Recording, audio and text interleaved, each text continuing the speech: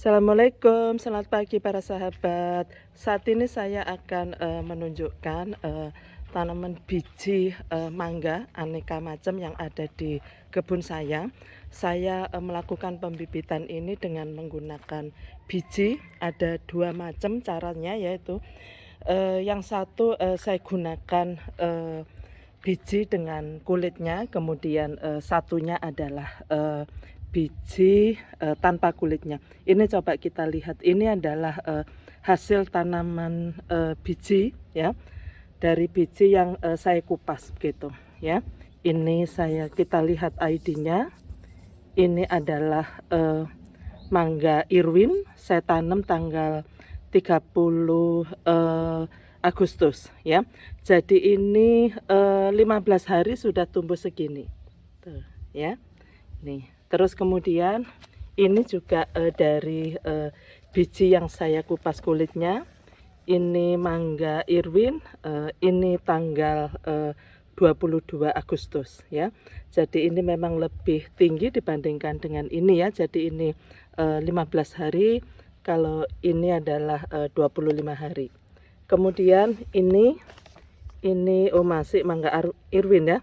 Nah, ini saya tanam itu tanggal 28 ya.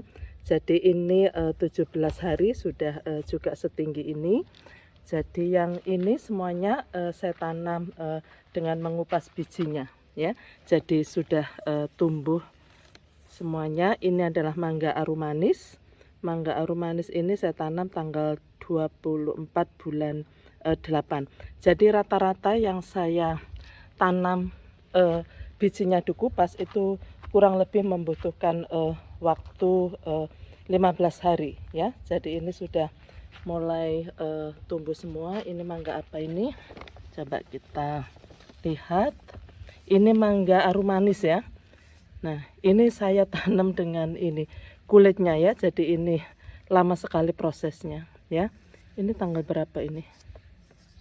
Oke, ini. Oh, ini tanggal 7 bulan 7 ya. Jadi ini sudah 40 hari ya, masih seperti ini karena dengan kulitnya ya. Ini juga demikian. Kita lihat ini mangga okyong. Mangga okyong ini juga saya tanam biji dengan kulitnya ya. Nah, ini tanggal 7 bulan 7. Jadi ini sudah hampir